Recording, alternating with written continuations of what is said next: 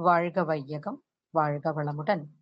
இந்த இனிய மாலை பொழுதினில் சிங்கப்பூர் அம்மா ஸ்கை ட்ரெஸ் மெடிடேஷன் இந்த தன்மையில் மன அழுத்தத்திலிருந்து விடுதலை என்ற ஒரு சிறப்பான சிந்தனை.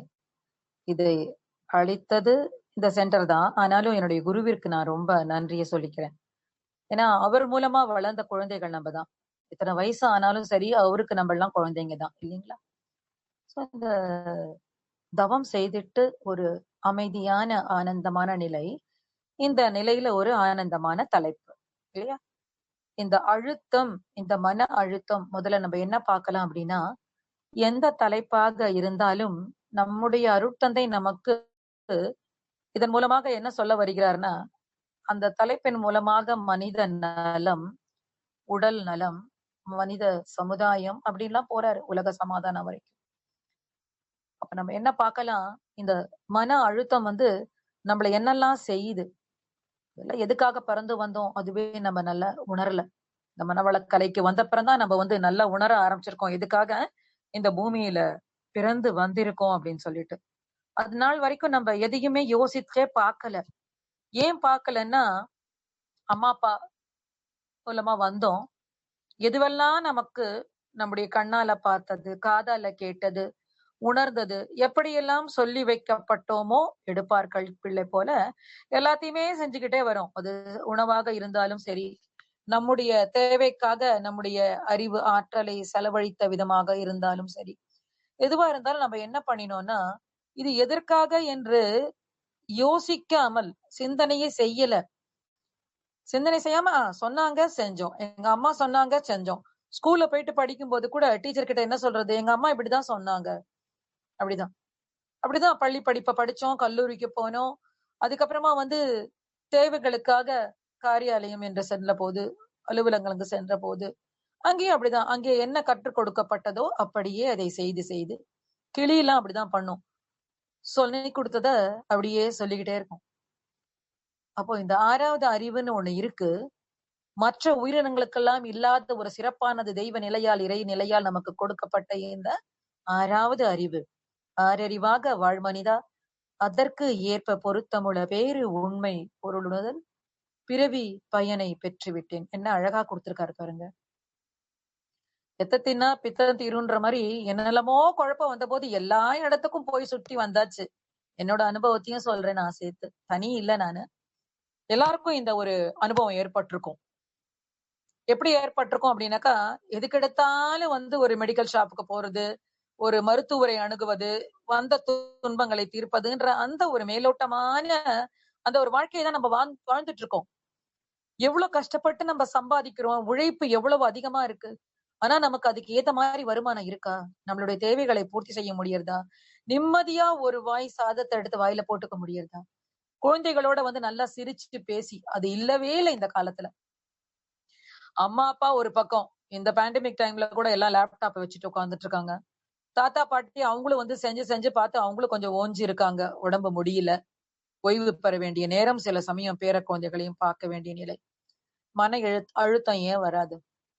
பழைய காலத்து மனிதர்களுக்கு இந்த மன அழுத்தம் என்பதே இல்லை. ஏன்னா முக்கியமான காரணம் கூட்டு குடும்பம். எல்லாம் சேர்ந்து இருந்தாங்க. ஒருத்தருக்கு முடியாட்டி இன்னொருத்தர் எல்லா வேலைகளையும் பொறுப்புகளையும் செஞ்சுட்டு இருந்தாங்க. இந்த குழந்தைய நீ பாத்துக்கோ, நான் வெளியில போயிட்டு வரேன். இந்த வேலையை நீ செஞ்சிட, நான் இன்னொன்னு செய்யறேன்.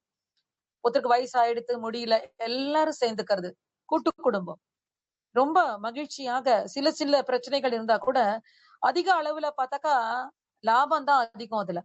இப்ப பார்த்தா ஒரு அம்மா அப்பா குழந்தை ஒரு வயதான ஒரு அதாவது இப்ப மனைவியுடைய அப்பாவையோ இல்லாட்டி கணவனுடைய அப்பாவையோ அம்மாவையோ வச்சுக்கணும்னா கூட ரொம்ப யோசிக்கிறாங்க, கஷ்டப்படுறாங்க.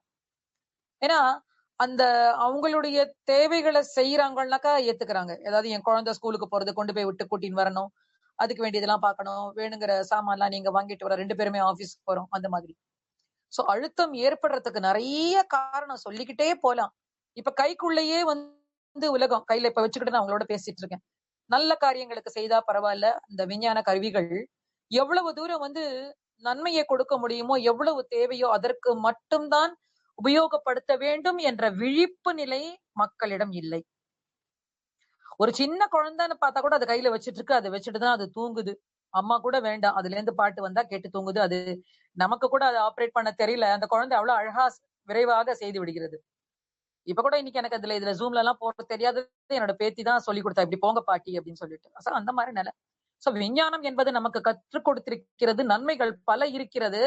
ஆனால் தீமைகளை மிக அதிகமாக பேலன்ஸ் ஷீட்னு பார்க்க போனா அதிகமான தீமைகளை இது தருகிறது என்பது நமக்கு நன்றாகவே புரிகிறது. ஆனாலும் வேற வழி இல்ல. அந்த குழந்தை அழறதுன்னா அது கையில குடுத்துட்டா சரியாயிடும். குடுத்துருங்க, வேற இல்ல, வேற ஒண்ணும் சொல்ல முடியாது. அந்த நிலையில தான் நம்ம இருக்கோம். முன்னோர்கள் எல்லாம் சொல்லி வச்சாங்க, கூட்டு குடும்பமா வாழ்ந்தாங்க. எந்த ஒரு பிரச்சனை வந்தாலும் அத வீட்ல ஒரு பாட்டியோ இல்லாட்டி அனுபவசாலிகளோ இருந்தாக்கா, ஒண்ணும் இல்லம்மா, கொஞ்சம் இஞ்சிய தட்டி போட்டு ஒரு தேனையும் கலந்து அப்படி குடுத்துரு, சரியாயிடும். சரியாயிடும். சரியாயிடும் நிச்சயமா. இப்ப இந்த மாரி ஒரு COVID-19 வந்திருக்குன்னா, முக்காவாசி என்ன சொல்றாங்க? நிலவேம்பு குடிங்க, அந்த கபசுர குடிநீர் குடிங்க, வெளியில வேப்பில மஞ்சள் தண்ணி வைங்க, இப்படிதான் சொல்றாங்க. சோ இந்த மன அழுத்தம் எப்படி வருதுன்ற அந்த மூலத்தை நாம் கண்டுபிடித்து விட்டால், இதிலிருந்து வெளியில வரலாம். அப்ப அருட்தந்தை தன்னுடைய வேதாத்திரியத்துல என்ன சொல்ல வராரு? என்ன சொல்ல வராருன்னு பார்த்தா, அவர் எல்லா தலைப்புகளை எத்தனை வேணா எடுத்து பார்த்தாலும், அவர் சொல்ல வர்றது மனம் அமைதியாக, இன்பமாக, பேரின்பமாக, சச்சிதானந்தமாக அப்படிதான் சொல்லிட்டு வர்றாரு. இறைநிலை, சுத்தவெளி, தெய்வீகம், தெய்வீக பாய்ம பொருள் அப்படின்னு சொல்லிட்டு நம்ம துரியாதீதத்துல இப்ப பார்த்தோம். அது எப்படின்னாக்கா அந்த நிலையில அப்படியே மிதப்பது போன்ற ஒரு உணர்வு. முதல்ல நான் எடுத்தது குன்றத்தூர்ல தான் பயிற்சி. அப்ப நான் உள்ள போனது, இந்த அனுபவத்த உங்ககிட்ட நான் ஷேர் பண்ணிக்கிறதுல ரொம்ப சந்தோஷப்படுறேன். ஏன்னா, உணர்ந்தாதான் அத சொல்ல முடியும்.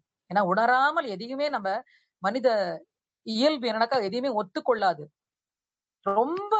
ரொம்பவே பிரச்சனைகள், அதாவது மீண்டுவே வர முடியாது என்னால அப்படின்ற ஒரு நிலையில தான் நான் அந்த குன்றத்தூர் அறக்கட்டளைக்கு போனேன்.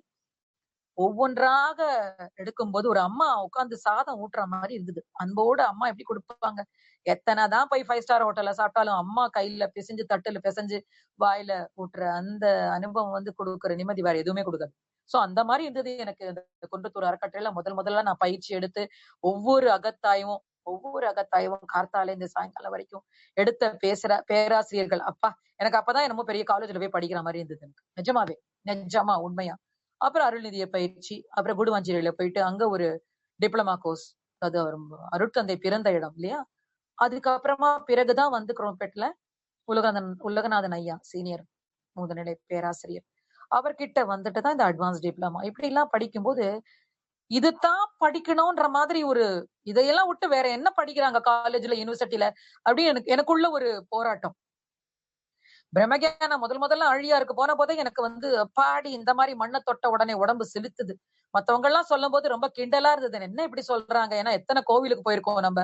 மன நிம்மதியை தேடி, மன அழுத்தத்துல இருந்து வெளியில வரணும். அங்க போய் உருகி உருகி பாடி இருக்கேன் நான். உருகி உருகி எத்தனையோ உட்கார்ந்திருக்கேன், அழுதுருக்கேன். அதுல எல்லாம் கிடைக்காத நிம்மதி ஒண்ணு என்ன கிடைக்கிறது? உள்ள போயிட்டு அப்படியே அந்த மணி மண்டபத்துல போயிட்டு உட்கார்ந்தா அப்பாடி லேசான மாதிரி இருந்தது. உடம்பெல்லாம் லேசாயிடுது அப்படியே. அப்ப இது ஒன்றுதான் வழி. இந்த மனவளக்கலையின் பயிற்சிகளை எடுப்பது ஒன்றுதான் வழி அப்படின்னு நல்ல நிச்சயத்துக்கு வந்துட்டேன் அப்பவே. அப்பத்துல இருந்து நான் எழுத ஆரம்பித்த கவிதைகள் தான் நிறைய வச்சிருக்கேன். உங்களுக்கு நேரம் கிடைக்கும்போது சொல்லுங்க. உங்களுக்கு தனியாகவே ஒன்று அது செய்யலாம். இப்ப நான் பேச வந்தது, இந்த அழுத்தத்திலிருந்து சாதாரணமாக எப்படி வெளிவர முடியும் என்ற ஒரு நம்பிக்கையை ஒண்ணு நம்ம போட்டு வச்சிருக்கணும். நிச்சயமா நம்மளால முடியும். எந்த ஒரு பிரச்சனையா இருந்தாலும் இத்தனை காலங்கள் ஆயிடுத்து. மனித இனம் பிறந்து எத்தனையோ கோடியான வருடங்கள் கடந்து விட்டன. எத்தனையோ குழப்பங்களை, பிரச்சனைகளை, யுத்தங்களை நம்ம எல்லாம் பார்த்திருக்கோம். அதுல இருந்து மீண்டுதான் வரும். அப்ப இந்த மன அழுத்தம்ங்கிறது வேற ஒருத்தர் கொடுப்பதான்னு இல்ல. வேற யாருமே கொடுக்கல. நன்றும் தீதும் பிற தரவாரா அப்படின்ற மாதிரி நம்மளேதான் ஏற்படுத்திக்கிட்டோம். ஏன்னா அத்தனையுமே ஒப்பிட்டு பார்த்து, என் வீட்டுல இது மாதிரி ஒரு கார் இருக்கு, அங்க இன்னும் பெருசா இருக்கு, என்கிட்ட இந்த மாதிரி மொபைல் தானே இருக்கு, அவங்கிட்ட எப்படி இருக்கு. நம்மளால பொருளாதாரம் இருக்கா இல்லையான்றதெல்லாம் பாக்குறது இல்ல. தேவையில்லையானா பாக்குறது இல்ல. அவங்கிட்ட இருக்கு எனக்கு வேணும், அவங்கிட்ட இருக்கு எனக்கு வேணும். அந்த மாதிரி ஒரு புடவை, அது போன்ற ஒரு நகை. நம்முடைய ஆற்றல், அறிவு, நம்முடைய தேவை, இறைநிலை நம்ம உலகத்துக்கு நம்மள ஒரு மனித பிறவி எடுத்து அனுப்பி இருக்கிறது என்றால், நமக்கு தேவையான எல்லாமே முன்னாடியே எல்லாமே இருக்கு. நம்ம வந்தப்புறம் தான் இருக்குன்றது கிடையாது. எல்லாமே இருக்கு. இப்படிப்பட்ட ஒரு அம்மா, அப்பா, இப்படிப்பட்ட ஒரு குடும்பம், இந்த மாதிரி இடத்துல இப்படித்தான் நீ வளர வேண்டும், உனக்கு இதெல்லாம் இருக்கு என்று எல்லாமே இறைநிலையால் விதிக்கப்பட்டது. இந்த உண்மையை ஏற்றுக்கொள்வது மட்டும்தான் கஷ்டம். மத்தபடி ஒரு முறை தெரிந்து விட்டால், ஏன்னா ஒரு தீக்குச்சி எடுத்து ஒரு விளக்கு ஏத்தினா டக்குன்னு தான் வெளிச்சம் வந்துரும். ரொம்ப நேரம்லாம் ஆகாது. இருட்டா இருக்கு. ஒரு மேட்ச் பாக்ஸ் எடுத்தோம். எண்ணெய் போட்டு, திரி போட்டு விளக்கு தயாரா இருக்கு. ஏத்திட்டோம்னா உடனே உடனே அதுக்கு நேரமே வேண்டாம். அப்போ இந்த வயது ஆகிவிட்டது. அதாவது நான் எனக்கு எடுக்கும்போதே 45 வயது. இப்ப 60 ஆப்போது. ஜனவரி 1 வந்தா என்னுடைய பிறந்த நாள். அது ஒண்ணு நான் சொல்லிக்க விரும்புறேன். உங்களுடைய அத்தனை பேருடைய ஆசிகளையும் நான் கேட்கிறேன். இந்த வயதிலேயும் வந்து நல்ல நிலையாக இருக்க முடிகிறது என்றால், மன ரீதியாக இருந்தால் எல்லாமே வந்து சாத்தியம் தான். இத்தனை பொருள் வேண்டும், இத்தனை பணம் வேண்டும் என்பது அடுத்தது. அது வேண்டும் தான். பொருள் இல்லார்க்கு இவ்வுலகில்லை. அருள் வேண்டும்.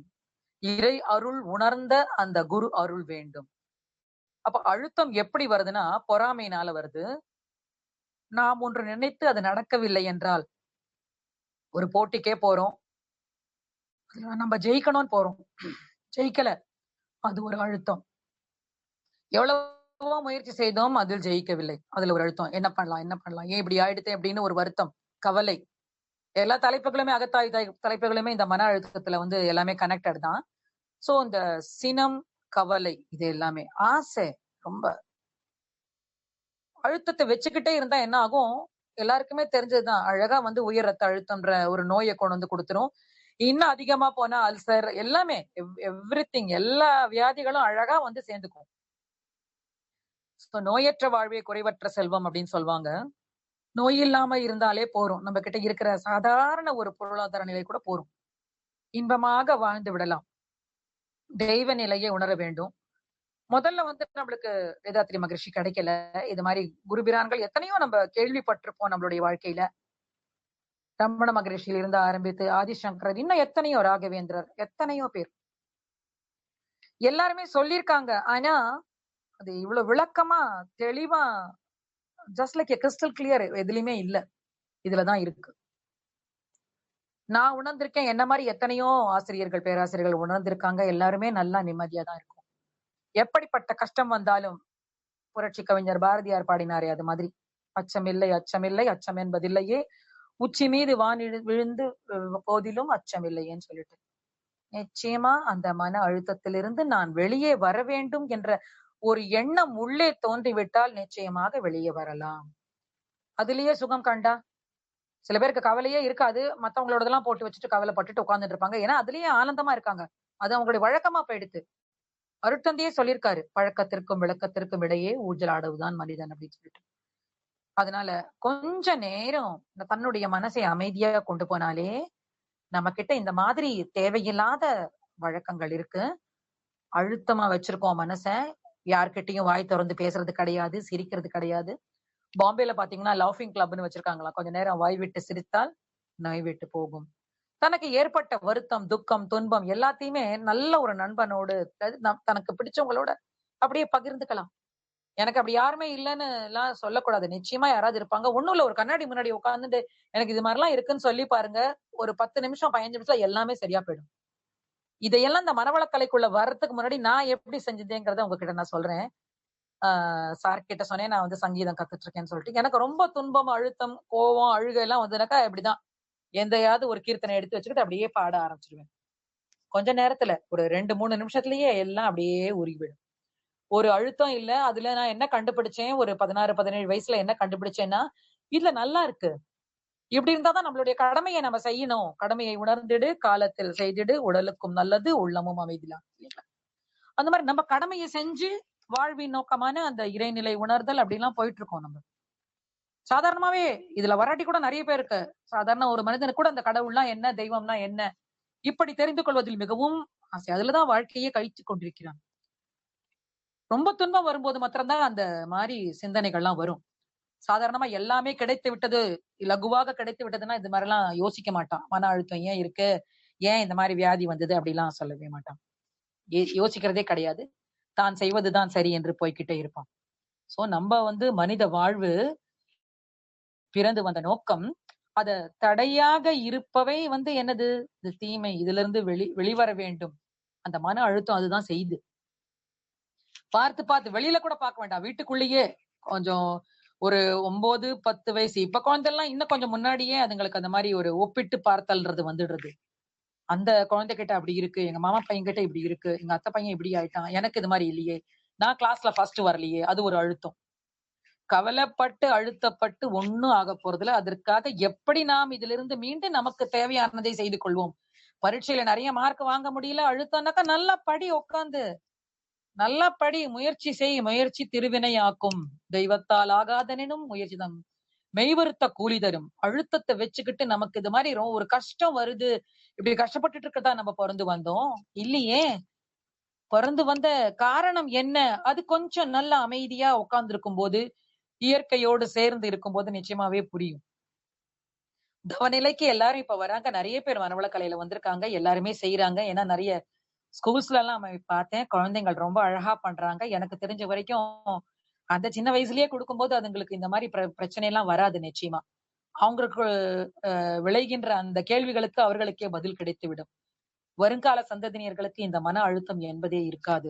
மருத்துவரை அணுகி அது இந்த இந்த டேப்லெட் போடணுமா, இப்படி பண்ணணும், அப்படி பண்ணணும்னு அது பெருசா போகாம, முளையிலேயே முளையிலேயே அது போய்விட்டதென்றால், நினைத்து பார்க்கும் பொழுதே மிகவும் ஆனந்தமாக இருக்கிறது. நிச்சயமா எல்லாருமே இதுக்குள்ள வந்து ரொம்ப அற்புதமாக இந்த மனவளக்கலையை கத்துக்கலாம். இல்லாட்டி அமைதியாக இருக்க வேண்டிய நிலையை உணர வேண்டும். இருந்தால் தான் நம்ம உடம்பு நல்லா இருக்கும் அப்படின்னு சொல்லிட்டு. ஏன்னா, உள்ளம் பெருங்கோயில், ஊனுடம்பே ஆலயம், தெள்ளத் தெளிந்தவர்க்கு ஜீவன் சிவலிங்கம்.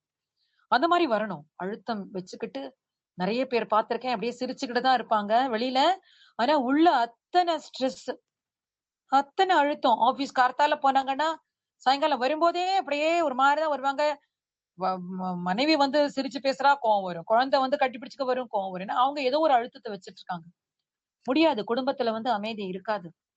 அப்போ இதெல்லாம் நமக்கு தேவையில்லன்னு ஒரு நாளாவது இந்த வேலையெல்லாம் கொஞ்சம் ஒதுக்கி வச்சுட்டு, முக்கியமாக இந்த செல்போன ஆஃப் பண்ணிட்டு, லேப்டாப் எல்லாத்தையுமே கொஞ்சம் தள்ளி வச்சுட்டு, ஒரு 1/2 மணி நேரமாவது ஆழ்ந்து சிந்திக்க ஆரம்பிச்சாக்கா, நம்ம என்ன செய்றோம்? எப்படி இருக்கோம்? சந்தோஷமா இருந்தா நம்ம உடம்பு நிலை எப்படி இருக்கு? அத கொஞ்சம் யோசிச்சு பார்த்தாலே போதும். வேற ஒண்ணும் கஷ்டப்பட வேண்டாம். நம்ம சந்தோஷம், மகிழ்ச்சி, ஆனந்தம். அப்படியே ஒரு பிடிச்ச ஒரு ப்ரோகிராம பார்க்குறோம். எவ்வளோ நல்லா இருக்கு. எவ்வளோ ஜாலியா ஆடிட்டு இருக்காங்க எல்லாரும். என்னெல்லாமோ போடுறாங்க WhatsAppல. ஒரு சின்ன ஒரு 10 மாச குழந்தை வந்து அழகா டிராயிங் பண்றதாம். கை கூட இன்னும் பிடிக்க முடியல. அந்த குழந்தை வந்து அவ்வளோ அழகா அந்த மிக்கி மவுஸ்லாம் என்னமோ வரையுது. ஆனந்தம். ஆனந்தம்னா அது நமக்கு அந்த அதிகார சொத்து அது. எல்லாத்துக்குமே கிடைக்கணும் அது. அது கிடைச்சா தான் நம்மளால நல்லா இருக்க முடியும். ஒரு சின்ன கதை ஒண்ணு ஷேர் பண்ணிக்கிறேன் உங்க கூட. ஹிந்தி பிராத்மிக் புக்ல பார்த்தேன் அது. அதுல இருந்தது. ஒரு ராஜா முனிவர் ஒருத்தர பார்த்து ஆசீர்வாதம் வாங்குறதுக்காக காட்டுக்கு போனாராம். தன்னுடைய படை பலங்களோட ராஜாலாம் அப்படித்தானே போவாங்க. குதிரைப்படை, தன்னுடைய சேவகர்கள்லாம் கூப்பிட்டுக்கிட்டு அங்க போறாரு. போயிட்டு முனிவர அந்த குருவம் பெரிய தவ யோகி அவரு. எல்லாம் சக்தி பெற்றவர். அவர்கிட்ட போய் பார்க்க போகும்போது, அந்த ஆசிரமத்துல ஒரு குடிசை தான் அது. ஆனா அழகா இருக்கு. சுத்தி பார்த்தா பூத்தோட்டமும் அதுவுமா இருக்கு. மாணவர்கள்லாம் அந்தந்த பயிற்சி செஞ்சுட்டு இருக்காங்க. குருவுக்கு தேவையான சேவையெல்லாம் செஞ்சுட்டு இருக்காங்க. அப்ப என்னாச்சு, உள்ள பார்த்தா ஒருத்தரு வெறுமனே ஒரு என்ன சொல்றது, அந்த வைக்கோல் அந்த வைக்கோலாலான ஒரு படுக்கை ஒண்ணு பாய் மாதிரி இருக்கு. அதுல படுத்துக்கிட்டு தூங்கிட்டு இருக்காரு நிம்மதியா கால நீட்டிக்கிட்டு. ஆனந்தம், ஆனந்தம் எவ்வளவு சுகமா இருக்கு, எவ்வளவு சுகமா இருக்குன்னு சொல்லிட்டு புலம்பிட்டு இருக்காராம். அவ்வளவு இதுவா இருக்கு. அப்ப இப்ப வந்த ராஜாக்கு வந்து இத பார்த்து ஒரே கோவம் வந்துருச்சு. என்னடா அது, நான் வந்திருக்கேன் ராஜா, அரசன் ஒருத்தன் வந்திருக்கேன். எழுந்து நின்னு மரியாதை பண்ணாம இந்த மாரி தூங்கிட்டு இருக்கானே, காலையும் நீட்டிக்கிட்டு அப்படின்னு சொல்லிட்டு. குரு இன்னும் வரல. இவர் பார்த்துட்டு சரி வந்த உடனே, அந்த மகான் வந்த உடனே நம்ம கேட்கலாம். இந்த மாரி ஒருத்தன் படுத்துட்டு இருக்கான், யாரு இவன் அப்படின்னு சொல்லிட்டு. இப்ப கொஞ்ச நேரம் கழிச்சு அந்த யோகி முனிவரானவர் வந்து தன்னுடைய நிஷ்டையிலிருந்து அரசர பார்க்கறதுக்கு வெளியில வராரு.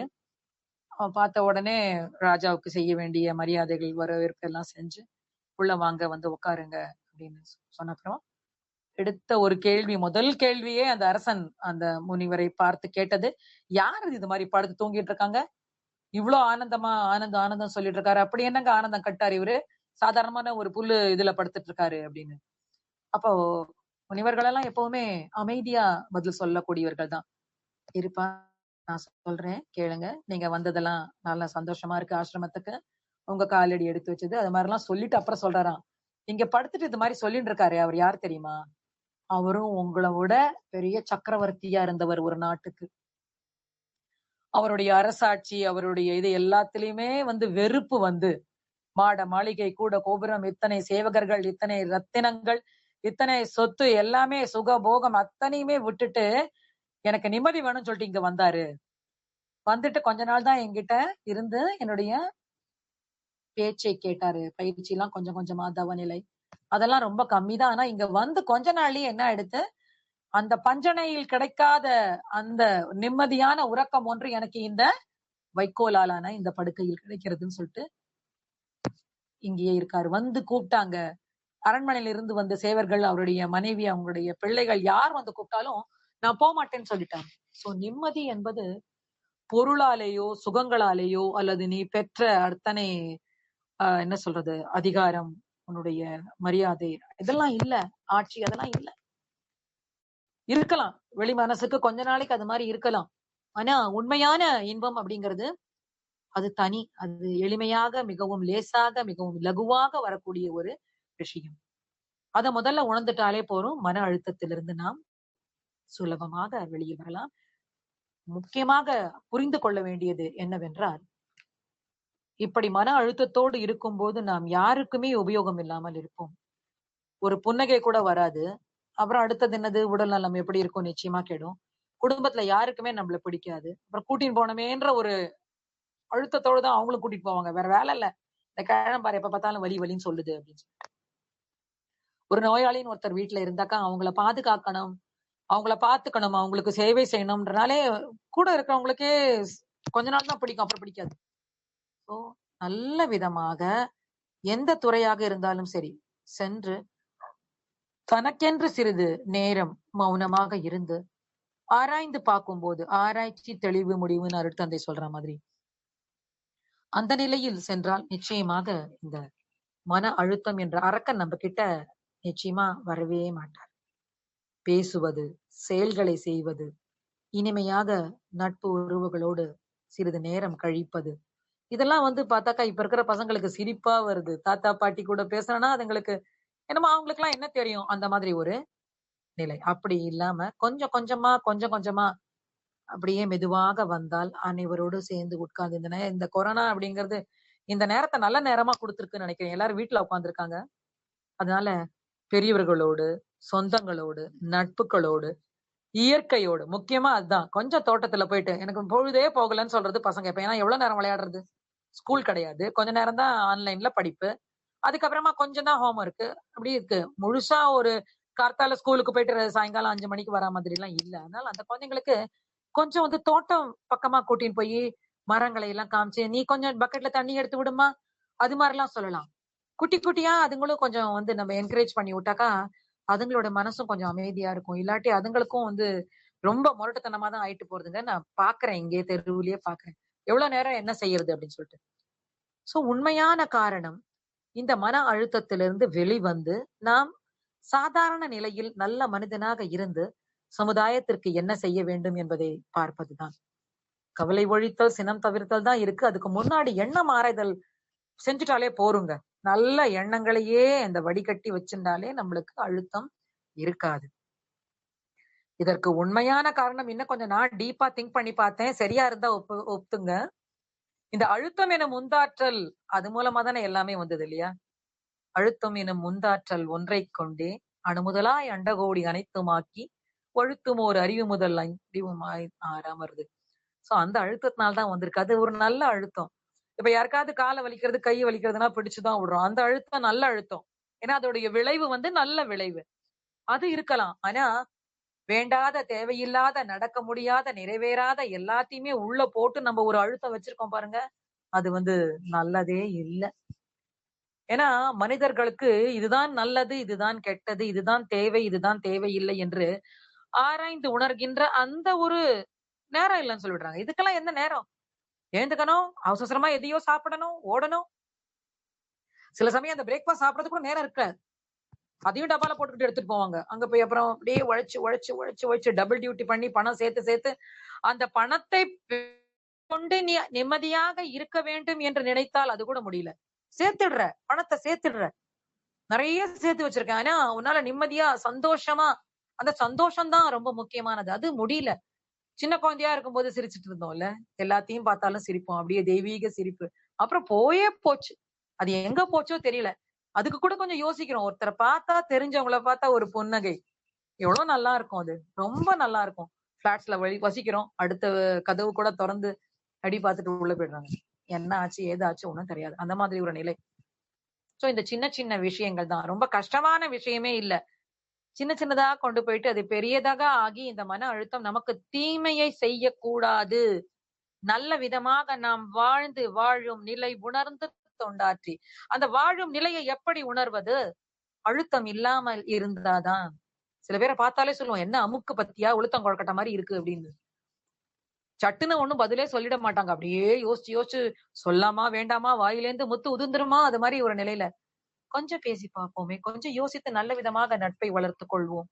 உறவை வளர்த்துக் கொள்வோம். பூக்கள் எல்லாம் பார்க்கும்போது எவ்வளவு நல்லா இருக்கு. பரம அணுக்கள் பல கோடி பண்பாய் கூடி ஒரு கூத்து கரம் கோத்தாடும் நாடகத்தோர் கட்டம் எந்த தோற்றமுமாம் மலரே மலரே நீயாள். ரொம்ப கஷ்டமா இருக்கு, வேதனையா இருக்கு, வருத்தமா இருக்கு. ஒண்ணுமே பிடிக்கல. யார வந்து பேசினாலும் எரிஞ்சு விழணும்னு தோன்றதா? கொஞ்சம் போய் பூக்கள் எல்லாம் பாருங்க. கொஞ்சம் வானத்தையும் தான் பாருங்களேன். சரி பூவெல்லாம் பார்க்க முடியல, பூச்செடி இல்ல. ஓகே. வேண்டாம். அப்படியே பார்த்தாக்கா இத்தனை நட்சத்திரம், சந்திரன் அதெல்லாம் பார்த்து இயற்கை அழகு. மரங்கள்லாம் நெறைய இருக்கும். அதெல்லாம் பாருங்க. நிச்சயமா இத்துணூண்டாயிடும் உங்களுடைய துயரங்கள். அதனால தான் ஹாஸ்பிட்டல்லாம் போம்போது பொக்கே எடுத்துட்டு போறாங்க போல இருக்கு. இந்த மலர்களை பார்த்தாலே போதும். என்ன பொறுத்தவரைக்கும் ரொம்ப பிடிக்கும். என் வீட்லயும் 2, 3 சின்ன குட்டி குட்டியா செடி வச்சிருக்கேன். அடுக்கடுக்கா செம்பருத்தி, மல்லி இதெல்லாம் இருக்கு. கொஞ்சம் நடந்து போனா நெறைய வீட்ல எல்லாம் வச்சிருப்பாங்க. அத பார்க்கறதுக்கு ஒண்ணும் கஷ்டம் இல்லையே நம்மளுக்கு. கொஞ்சம் இயற்கையோடு தான் சமுதாயம் இயற்கை. இப்படிதான் வாழ்க்கை. அழகா சொல்லிக் குடுத்திருக்காரு மகரிஷி. நல்ல விதமா நம்ப இன்பமாக வாழ்ந்துருவோம். ஒரு பாடல்ல வந்து ஒரு 4 வரி எனக்கு ரொம்ப பிடிச்சது. அதையும் நான் சொல்லுறேன். பொய்யான சில பேர்க்கு புது நாகரீகம். புதிதாக வாழ்வோர்க்கு இது நாகரீகம். முறையாக வாழ்வோர்க்கு எது நாகரீகம். முன்னோர்கள் சொன்னார்கள் அது நாகரீகம். முன்னோர்கள் சொன்னார்கள் அது நாகரீகம். கண் போன போக்கிலே கால் போகலாமா? கால் போன போக்கிலே மனம் போகலாமா? மனம் போன போக்கிலே மனிதன் போகலாமா? மனிதன் போன பாதையை மறந்து போகலாமா? நம்ம அருட்தந்தை ஒரு பாதையை நம்மளுக்கு விட்டு கொடுத்திருக்காரு. அந்த பாதையில போலாம். போனாக்கா எப்படி எப்படிலாம் இருந்தா நம்ம ஆனந்தமாக, நிம்மதியாக இருக்க முடியும்னு காமிச்சிட்டு போயிருக்காங்க. அந்த முன்னோர்கள் எல்லாம் மூடர்கள் அல்ல. நமக்குண்டு பண்பாடு. அந்த பண்பாடோட வாழும்போது மன அழுத்தம் இருக்காது. சின்ன குழந்தைக்கே இப்ப வந்து மன அழுத்தம் வந்தது. டார்ச்சர் பண்றாங்கன்னு சொல்லுது. அந்த வார்த்தைக்கு அர்த்தம் கூட தெரியாது அந்த குழந்தைக்கு. நிச்சயமா தெரியாது. ஆனா சொல்லுது. அது சொல்லும்போதே பார்த்தா சிரிப்பா வருது. என்ன டார்ச்சர்ன்னா அம்மா திட்டிட்டாங்க அப்படின்னு. எதுக்குடா திட்டுனாங்கன்னாக்கா அந்த டப்பா வேணும்னு கேட்டேன் தரல. இப்படிதான் குட்டி குட்டியா வரும். நம்ம கொஞ்சம் கொண்டு போய் அதை அரவணைச்சு கொஞ்சம் அன்பா தடவி விட்டாக்கா நம்ம கிட்டயே ஊட்டிக்குவாங்க. சோ அழுத்தம் நெறைய துன்பங்கள கொடுக்கிறது. மன அழுத்தம் இல்லாம இருந்தாலே நம்முடைய சிந்தனை சிறப்பாக இருக்கும். அறிவாட்சி தரம் உயரும். நல்லா உயர்ந்து நம்ம நெறைய சாதிக்க முடியும். சாதனை செய்வதற்காக, இறைநிலை உணர்வதற்காக, இந்த குருமார்கள் எல்லாம் கொடுத்த அந்த தத்துவத்தை அவர்கள் வந்து பருவுடலா இல்லன்னா நம்மளுக்குள்ள இருக்காங்க. இந்த மாரி ஆசிரியர்களுக்குள்ளலாம் இருந்து அவர்கள் ஆற்ற வேண்டிய கடமைகள் எல்லாம் ஆற்றிக்கிட்டே இருக்காங்க. நம்ம என்ன பண்ணணும்? நம்மளுடைய கடமை. நம்ம குழந்தைங்களுக்கு, நம்மளுடைய பேர குழந்தைகளுக்கு இன்னும் எவ்வளவோ செய்ய முடியும் நம்மளால. ஏன்னா எல்லாமே சுத்தி சுத்தி நியூஸ் எல்லாம் பார்த்தா கூட எல்லாமே பிரச்சனைகள், குழப்பங்கள் அப்படிதான் இருக்கு. அதிலிருந்து வெளியில் வரும்போதுதான் நம்மால இன்பமான ஒரு மூச்சே விட முடியும். அடுத்ததெல்லாம் அப்புறம். அப்படின்னு ஒரு நிம்மதி மூச்சு விடுறோம் பாருங்க. ஒரு காரியத்தை தொடங்கி இது செய்ய வேண்டிய நேரத்தில் செய்து முடிக்க வேண்டும்னு எல்லாம் பரபரப்பா தான் இருக்காங்க. ஆனா அதையே கொஞ்சம் முன்கூட்டியே அது திட்டம் போட்டு வைத்துக் கொண்டால் நிச்சயமா அழுத்தம் இருக்காது. நாளைக்கு 4 பேர் விருந்தாளி வரப்போறாங்க. என்னதான் பண்ண போறோம்னு ஒரு இது படபடப்பு, அழுத்தம். நம்மகிட்ட இல்லையே இல்லையேன்னு. உன்னிடம் என்ன இருக்கிறதோ அதை வைத்துக் கொண்டே நீ என்ன செய்யலாம்? அந்த விருந்தாளிகளை சந்தோஷப்படுத்தலாம். அப்படியே ஆனந்த் பவன் ஸ்ட்ரீட்டும் பெரிய இதுவும்லாம் தான் வேணும்னு இல்ல. சாதாரணம் அன்போடு நீ பரிமாறும்போது அந்த விருந்தாளிகளுக்கு அந்த புன்னகையோடு செய்யும் பொழுது நிச்சயமாக ஒரு சந்தோஷத்தை தான் கொடுக்கும். நாமாகவே கற்பனை பண்ணிப்போம். இல்ல இப்படிதான் செய்யணும், அப்படிதான் செய்யணும் அப்படிலாம் ஒண்ணுமே இல்ல. அன்போடு கொடுக்கப்படும் அந்த பகவத்கீதையில கூட வேத சாரங்கள்ல கூட சொல்லியிருக்கு. ஒரு சின்ன ஒரு துளசி இலை, ஒரு உத்ரணி அந்த தீர்த்தம். பெரிய பெரிய இதுவாதான் கொண்டு போய் கொட்டணும் அப்படின்னு கிடையாது. என்னுடைய என்னது பொருளாதார நிலையை காண்பிப்பதற்கு, மற்றவர்களுக்கு காண்பதற்காக செய்வது அதெல்லாம் இல்ல. சின்னதா ஒரு ஆனந்த கண்ணீர் கூட பாதத்துல போய் விழுந்தா நிச்சயமா சமர்ப்பணம். அதான் சரணாகதிங்கிறது. நம்முடைய அருட்தந்தையும் அப்படிதான் சொல்றாரு. நல்லா உணர்ந்துக்கணும். தெய்வ நிலைன்னா புரிஞ்சுக்கணும். அங்கே இருக்கின்ற அன்பும் கருணையும் நம்ம கிட்ட வந்து இயல்பாகவே திரண்டு ஓட வேண்டும் அருவியைப் போல. அது தான் வச்சுக்கிறது கிடையாது.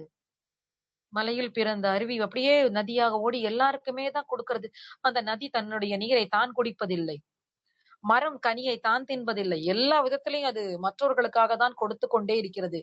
இலையாக, பூவாக, காயாக, கனியாக, தண்டாக, வேராக கூட அந்த வரம்.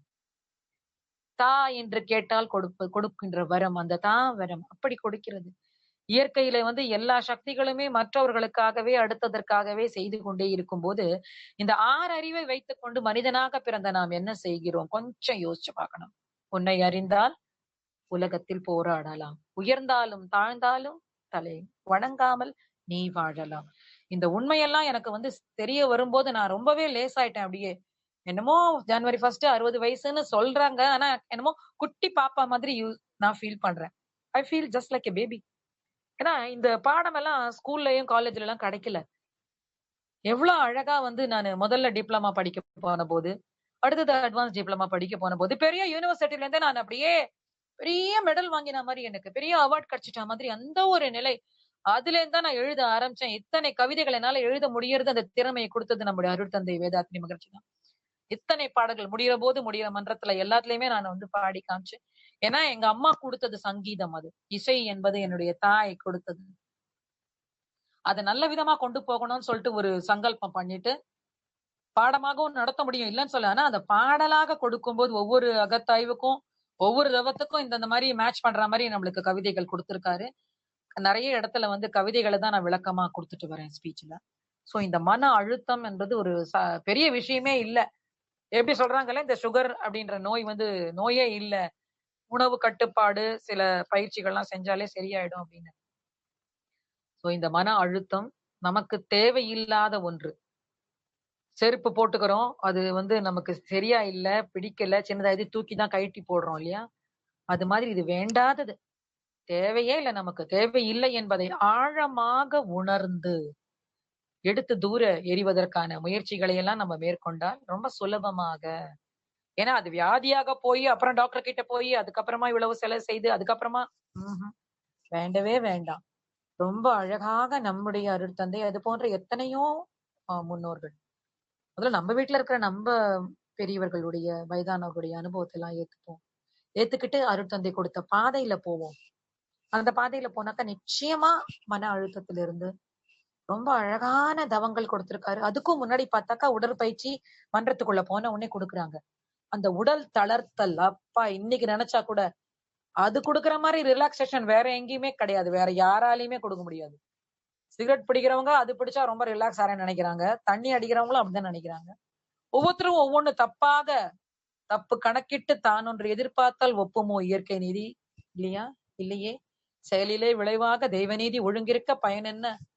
தவறிழைத்து பரமனை பின் வேண்டுவது. அமைதி கிடைக்கும் தான் கோவிலுக்கு போறோம். அங்கேருந்து ஏதாவது ஒரு டென்ஷன் எடுத்துன்னு வந்துரும். அத பார்த்து இத பார்த்து. சோ மன அழுத்தம் என்பது ஒரு பெரிய ஒரு கேள்வியே அல்ல. பெரிய குழப்பமே கிடையாது. அந்த மன அழுத்தத்தை வந்து மிகவும் சுலபமாக எடுத்து விடலாம்.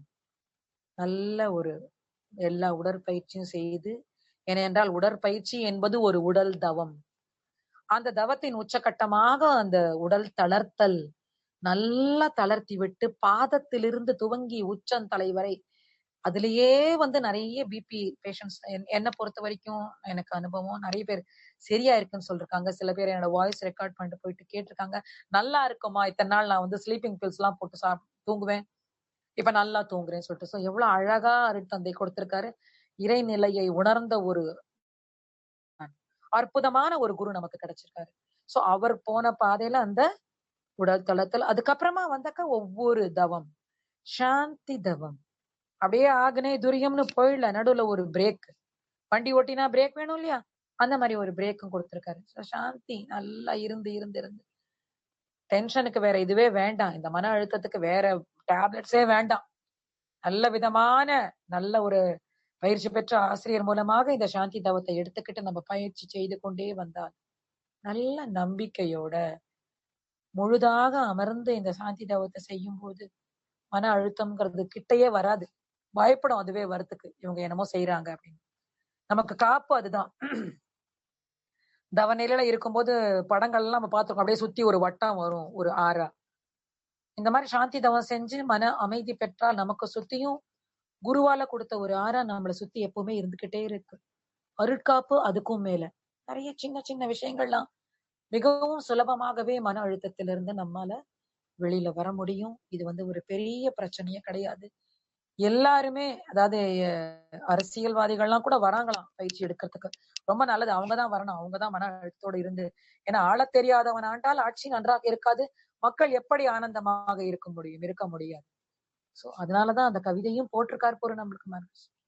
உலகில் உள்ள பொறுப்புடைய தலைவர் எல்லாம் உயிர் அறிவை உள்ளுணர்வாய் பெறுதல் வேண்டும்.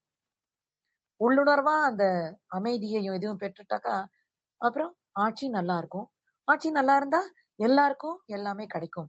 எல்லாரும் எல்லாமும் பெற வேண்டும், இங்கு இல்லாமை இல்லாத நிலை வேண்டும். சும்மாவா எழுதி வச்ச நேரத்துல அந்த எழுத்தாளன் ஒரு யோகி நிஜமாவே.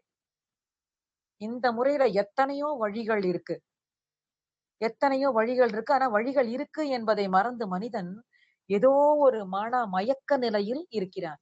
அதனால்தான் அழுத்தம். அதனால இந்த சொற்பொழிவு மூலமாக நான் பதிவு என்ன செய்கிறேன், என்ன விளக்க முயற்சி செய்கிறேன் என்றால், அழுத்தம் என்ற ஒன்றாற்றல், அதன் மூலமாக தான் நம்ம இந்த மனித பிறப்பி எடுத்து வந்திருக்கோம். அவன் நீ ஒன்றாய் அறிந்த இடம் அறிவு முழுமை பெற வேண்டும். பழுத்த நிலை வரும் வரையில் தான் நீ நான் அப்படின்றது எல்லாமே பதமடைந்தோம் ஒன்றானோம் பரமானந்தம். அந்த பரமானந்தம் என்ற நிலையை அடைவதற்கு நிறைய வழி நம்முடைய அருட்தந்தை கொடுத்திருக்காரு. நல்ல நிலையில முதல்ல தனக்கு என்று தன்னுடைய உடல் நலம், தன்னுடைய மன அமைதி, அதை பார்த்துக்கணும். அந்த அமைதி இல்லாத நிலையில எதுவுமே செய்தாலும் வெற்றி கிடைக்காது. ஏன்னா எல்லாத்துலயுமே ஜெயிக்கணும் தான் இருக்கு. அந்த ஆசை நல்லதுதான், இல்லைன்னு சொல்லல. ஆனா அதை எப்படி நீ கொண்டு வருவாய்? அமைதியான நிலையில் நன்றாக உன்னுடைய சிந்தனையை உயர் சிந்தனையாக மாற்றி அறிவு ஆட்சி தரத்தில் உயர்ந்து நின்று தெளிந்த நல்லறிவு வேண்டும் என்று உரைத்தான் பாரதி. தெளிந்த நல்லறிவு வேண்டும். அப்படி இருக்கும்போது மற்றவர்களுக்கு செய்ய வேண்டும் என்ற அந்த ஆர்வம், உற்சாகம் உள்ளிருந்து வரும். அப்படியே வரணும், அது அருவி மாதிரி கொட்டணும். அது மாதிரி செய்யும் போது மற்றவர்களுடைய துன்பத்தை நீ தீர்க்கும் அந்த நிலையில் அந்த எண்ணத்தினால் உன் வாழ்வு மலரும், நிஜமாக உய்விக்கும். அதுதான் நம்ம பயிற்சி எல்லாம் பெற்றிருக்கோம். அது பலன் எப்படின்னாக்கா இப்படிதான். நம்ம ஒருத்தர் துன்பப்படுறார் அப்படின்னாலே டக்குன்னு போயிடணும், நிக்கணும். நம்மளால முடிஞ்சது நிஜமா 2 ஒழுக்க பண்பாடு சொன்னா மாத்திரம் போதாது. அதை நம்ம வாழ்க்கையில கடைபிடிக்கணும். எந்த உயிராவது ஒன்று துன்பப்படுகிறது என்றால் என்னால் முடிந்ததை நான் செய்கிறேனா, அப்பதான் நான் குருவுடைய உண்மையான சீடன். அப்படிதான் குருவுடைய உண்மையான சிஷ்யன்னா அப்படித்தான். சோ மன அழுத்தம் இல்லாத பொழுது, அமைதியாக இருக்கும் பொழுதுதான் நம்மளால ஒரு நல்ல காரியத்தையே செய்ய முடியும். இல்லாவிட்டால் ஏதோ பேருக்கு கடமைக்கு செய்ய வேண்டுமே என்றுதான் செய்வோம். அது வாழ்க்கை அல்ல. இன்பமான வாழ்க்கை, மன அழுத்தம் இல்லாத வாழ்க்கை, வியாதிகளிலிருந்து உன்னை மீட்டு வரும் வாழ்க்கை, அருட்தந்தை கொடுத்த பாதை. அந்த பாதையில தொடர்ந்து பயணம் செய்து கடைசி வரைக்கும் எந்த இடத்திலிருந்து வந்தோமோ அந்த நிலையை உணர்ந்து இன்பமாக வாழ நிறைய வழிகள் இருக்கிறது. தேர்ந்தெடுத்து செல்ல வேண்டும். சில பேருக்கு என்னதான் சொன்னாலும் வேற வேலை இல்ல, இதெல்லாம் யார் செஞ்சுட்டு இருப்பாங்க? ஏதோ போனோமா, 2 டேப்லெட் சாப்பிட்டோமா, சரியாயிடுதா, அப்படிதான் ஓடுது உலகம். அது வேண்டாம், அது இருக்கக்கூடாது. அப்படி இருந்தாக்க நிச்சயமா உனக்கு ஒரு முடிவே தீர்வு கிடைக்கவே கிடைக்காது. இந்த எவ்வளவு பெரிய பெரிய ஹாஸ்பிட்டல், எவ்வளவு பெரிய பெரிய என்ன சொல்றது டாக்டர்ஸ் எல்லாம் வந்த போது கூட அவங்களால எல்லாம் முடியாத போது வார்த்தை போய் யோகா கத்துக்குது. அதுதான் சொல்றேன். மன அழுத்தத்துக்கு இந்த தவ பயிற்சிகளும் அகத்தாய்வு பயிற்சிகளும் தொடர்ந்து செய்வதுதான். எழுந்தா காஃபி வேணும், டீ வேணும், நாஸ்தா சாப்பிடணும். எப்படி இவ்வளவு முதன்மையான ஒரு இடத்தை கொடுக்கிறோம் அதுக்கு. அதெல்லாம் விட முதன்மையாக நம்ம நல்லா இருக்கணும் முதல்ல. சந்தோஷமா இருக்கும்போது ஒரு டம்ளர் கஞ்சி போறோம். இல்லாட்டி தான் என்னெல்லாமோ நம்ம கேட்டுட்டு இருப்போம் இல்லையா? அந்த மாரி மன அழுத்தம் நமக்கு தேவையில்லாத ஒன்று. சாப்பிடும்போது வாயில ஏதாவது மாட்டிக்கிட்டாலே எடுத்து துப்பிடுறோம். அப்போ உள்ளத்துல போயிட்டு நம்முடைய நிலையை மாற்றி வைக்கக்கூடிய இந்த ஒரு அரக்கன் அழுத்தம் என்பது இல்லையா? அத நம்ம வெளியில தான் போடணும்ன்ற அந்த முடிவுக்கு நம்ம வந்துட்டோம் வச்சுக்கோங்களேன், நிஜமாவே நம்ம ஜெயிச்சுட்டோம்னு அர்த்தம். முடிவுக்கு வந்துட்டா நிச்சயமா அந்த பாதைக்குள்ள போவோம். குருவுடைய வார்த்தைகளை கேட்போம். தெளிவு குரு திருமேனி காண்டல் தெளிவு குரு திரு வார்த்தை கேட்டல். வார்த்தையை கேட்டாலே போறோம். இப்ப நல்ல விஞ்ஞானம் வளர்ந்தது ஒரு நன்மை. என்னக்கா யூடியூப்ல, Facebookல எல்லாத்துலயுமே மகரிஷியோட வார்த்தையே கேட்க முடியாது குரல.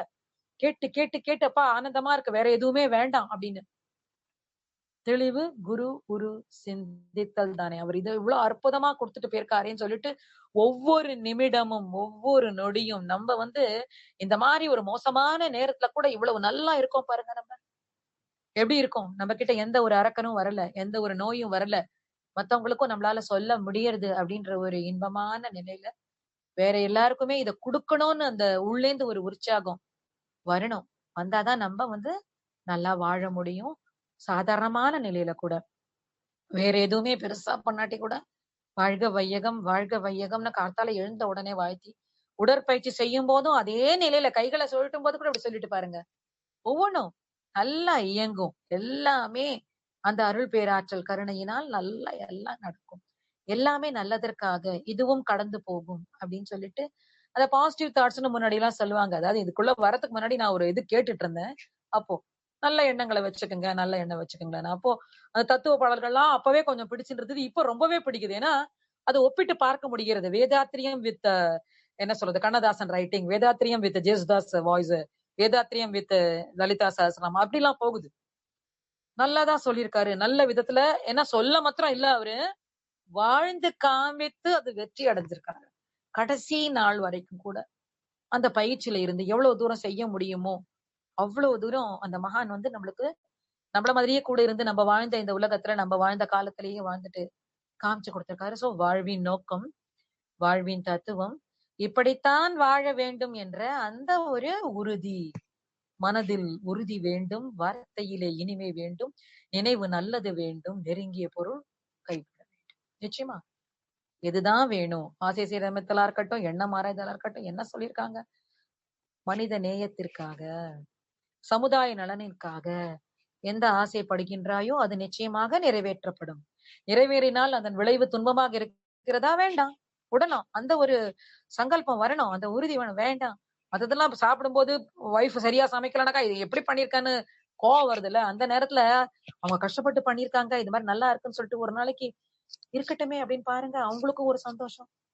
நமக்கும் நிம்மதியா இருக்கும். ஆஹா, குடும்பத்துல எல்லாரும் சரியா இருக்குப்பா. நம்ம வேலையை நம்ம பார்க்கலாம். இல்லாட்டி கடமையை செய்யவே முடியாது. சோ தான் குடும்பம் சுற்றார் உறவினர் உலகோர் காற்றும் கடமை முறையே முக்கியமாம் கெடாமலும் பார் ஒன்றினால் மற்றொன்று. எப்படி கொடுத்திருக்காரு பாருங்க.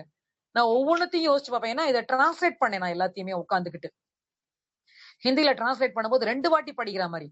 முதல் முறை அந்த அகத்தாய்வுல, 2வது முறை டிப்ளமா கோர்ஸ்ல, 3வது முறை அட்வான்ஸ் டிப்ளமால. அதுதான் கொஞ்சம் ஆனா இந்த ஹிந்தில மொழிபெயர்க்க வேண்டும்னு வரும்போது திருப்பி திருப்பி எல்லாத்தையும் படிச்சு படிச்சு பார்த்தா அப்பாடி எப்படிதான் கொடுக்க முடிஞ்சது, இப்படி கூட ஒருத்தரால கொடுக்க முடியுமான்னு நான் வியந்து வியந்து பார்த்தேன். 1 மாதம் 2 மாதம் அந்த இறைவிஞ்ஞானம் மாத்திரம் தான் மூத்த பேராசிரியர் ஒருத்தர் பண்ணாரு. மத்ததெல்லாம் குட்டி குட்டியா வருது. அப்புறம் ஒரு டிப்ளமா கோர்ஸ் ஒண்ணு நடத்தினோம் இங்க மார்வாடி பீப்புள்ஸ்க்கு. அதுக்காக கொஸ்டின் ஆன்சர் தயார் பண்ணும்போது அப்படியே கண்ணுல தண்ணியா வருது எனக்கு. இவ்வளவு நல்லா கொடுக்க முடியுமா? அதனால நம்ம தவம் இயற்றுவோம், நம்மை நாமே உணர்ந்து கொள்வோம், மன அலைச்சூழலை குறைத்துக் கொள்வோம், நல்லபடியாக இனிதாக வாழ்ந்து வாழும் நிலை உணர்ந்து இந்த வேதாத்திரத்தை பரப்பும் தொண்டாற்றி இன்பம் காண்போம் என்ற நிலையில் எனக்கு இந்த சொற்பொழிவை நிறைவேற்ற வாய்ப்பு தந்து இத்தனை நேரம் பொறுமையாக கேட்டுக்கொண்டிருந்து எனக்கு நல்ல வாழ்த்துக்களையும் கூறக்கூடிய இந்த சிங்கப்பூர் அம்மா ஸ்கை மெடிடேஷன் சென்டர் அன்பர்களுக்கும் அனைத்து உள்ளங்களுக்கும் உங்ககிட்ட இருந்து நான் இன்னொன்னு கேட்கிறேன். ஜனவரி 1 என்னுடைய பர்த்டே 60th. சோ உங்ககிட்ட இருந்து நல்ல வாழ்த்துக்களை நான் வாங்கிக்கிறதுக்கு ரொம்ப விருப்பப்படுறேன். நீங்க எல்லாம் என்னுடைய என்ன சொல்றது, நெருங்கிய நண்பர்கள், உறவினர்கள், என்னுடைய மனவளக்கலை அன்பர்கள் தான். வாய்ப்பளித்தமைக்கு நன்றி அம்மா. உலக மக்கள் அனைவரும் வாழ்க வளமுடன். இந்த கொரோனா என்ற அரக்கனிடமிருந்து விடுபட்டு அனைவரும் ஆரோக்கியமாக வாழ இறை அருளும் குரு அருளும் துணை புரியட்டும் என்று கூறி முடித்துக் கொள்கிறேன் அம்மா. வாழ்க வையகம், வாழ்க வையகம், வாழ்க வளமுடன்.